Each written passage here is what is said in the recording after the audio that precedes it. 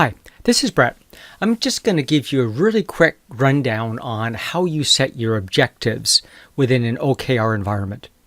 Now, the chart I'm showing you goes from Q1 to Q4 across the bottom, but you might not necessarily be starting this journey in Q1. It could be Q2, Q3, or partway through Q4. Who knows?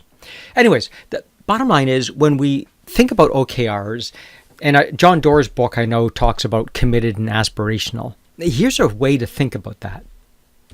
First off, when you set an objective, there's some result which is the most probable, business as usual, what you'd expect.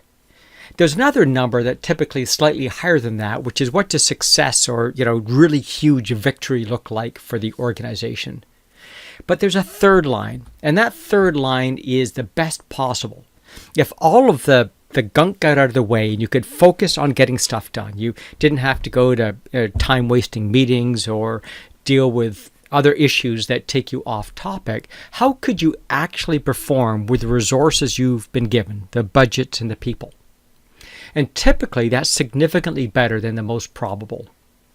And it's that best possible that might be what John's thinking about when he calls it aspirational. But I think it's way better to think about it as best possible.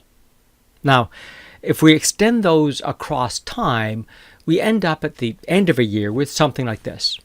The most probable, the stuff that's probably in your existing budgets and so on, is at a certain level. By the end of the year, success, victory is way above that. And best possible, of course, is even above that. Now, as we work with our clients, what we see is in Q1, best possible is sometimes over-expected, over-forecast, or we underestimate what victory looks like. But over time, that gap gets closer and closer together. We learn how to set objectives in that best possible world in a much more realistic way. So it's important to note that in this model, aspirational or best possible is way above what most people would think is just great success in the marketplace and significantly above what the most probable is. So there's a way to think about these three concepts and elements.